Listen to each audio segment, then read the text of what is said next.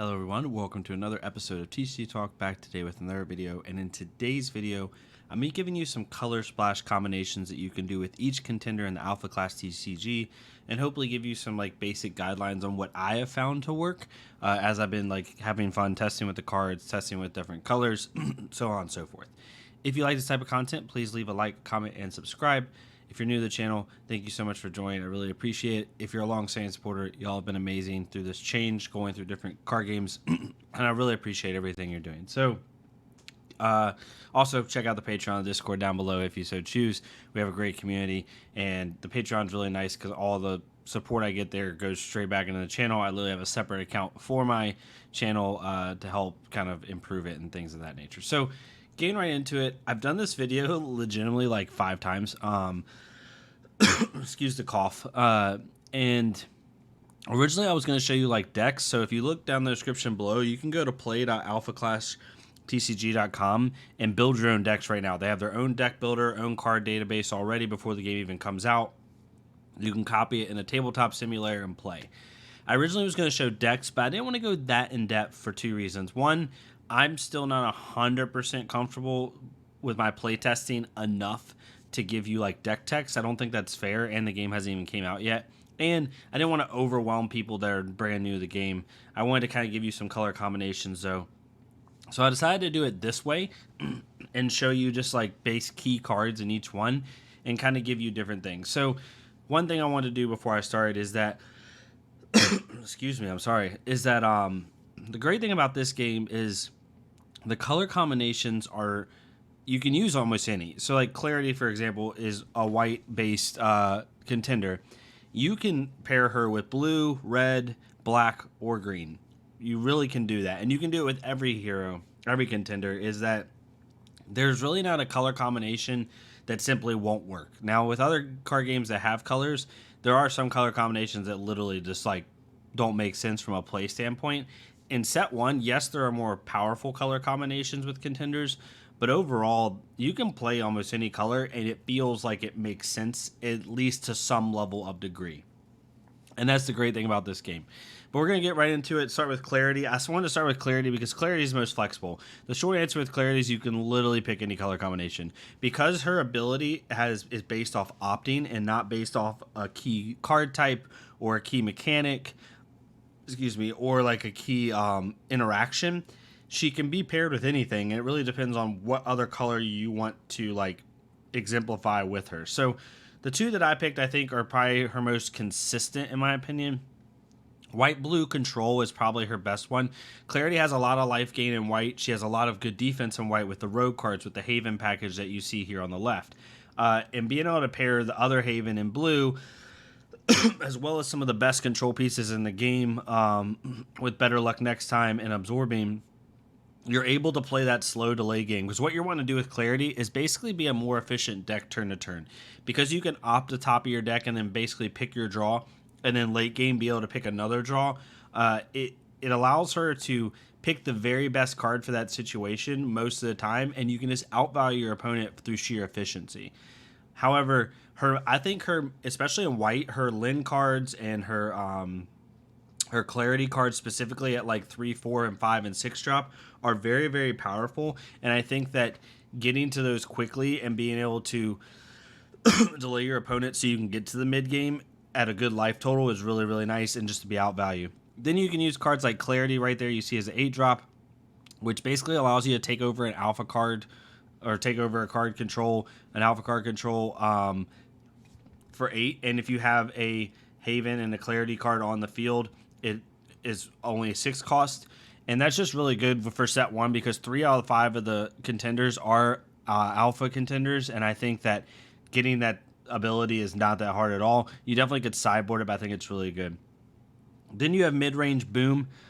Mid-Range Boom is one that's a little bit more aggro based. It's mid-range to aggro. So basically you're taking a lot of the good mid-range attacking cards with Clarity, such as Foreseeing Fate and Warcry and Lin, and being able to pair those with other burn spells like Here Comes the Boom, which also is a board wipe mechanic in some sense.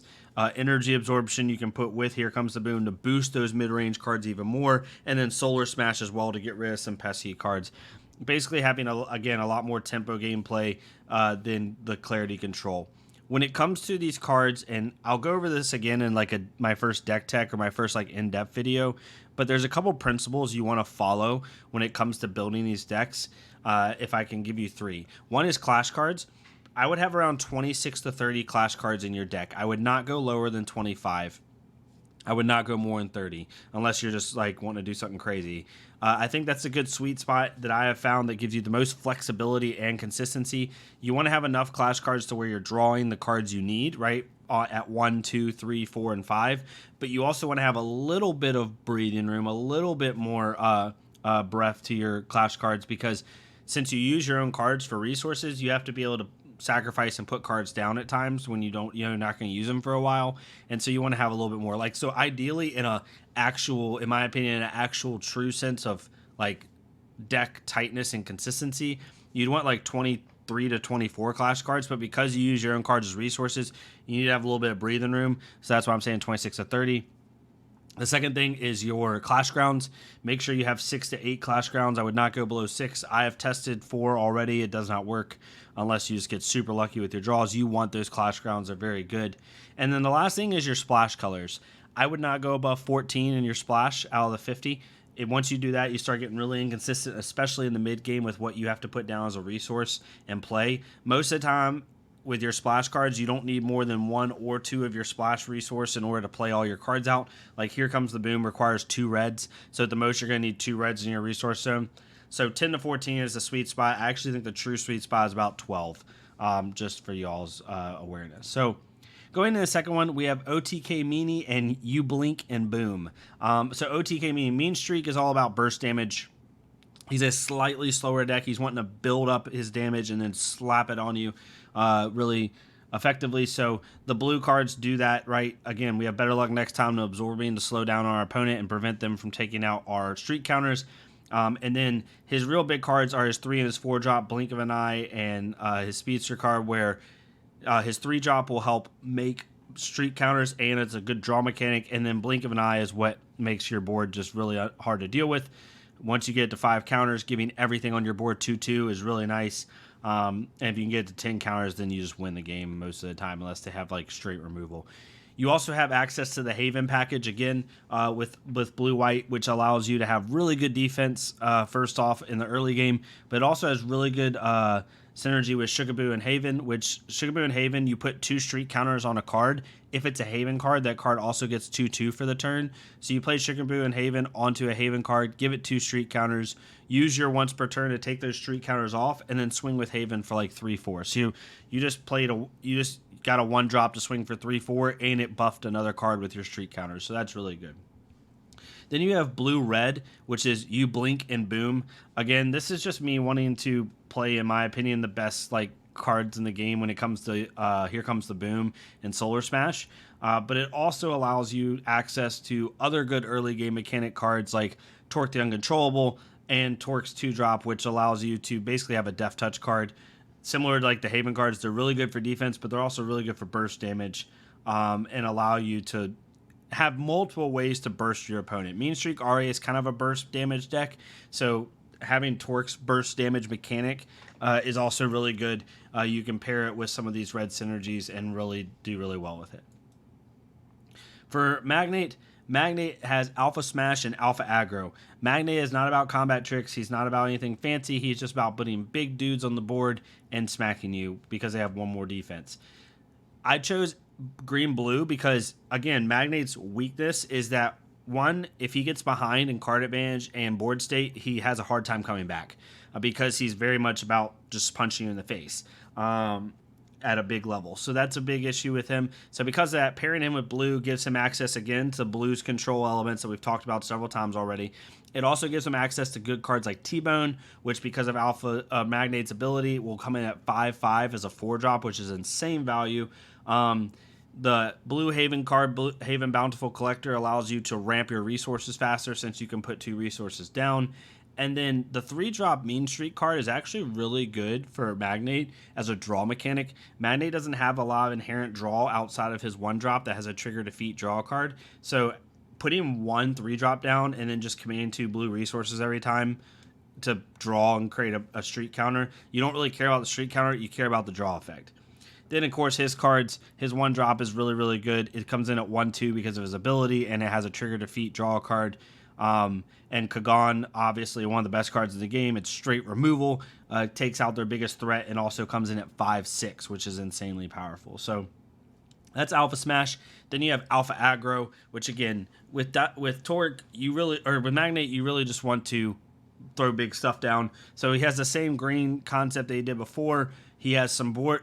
The good thing about red is because Magnate has trouble coming back once he gets behind in board state or behind in card draw, the red package allows you to kind of catch up a little bit because you can play cards like Here Comes the Boom, play cards like Solar Smash to take out their threats or take out their board state, and then be able to really come in. You could even use the Flare 6-drop, which allows you to deal 2 damage to all under contenders.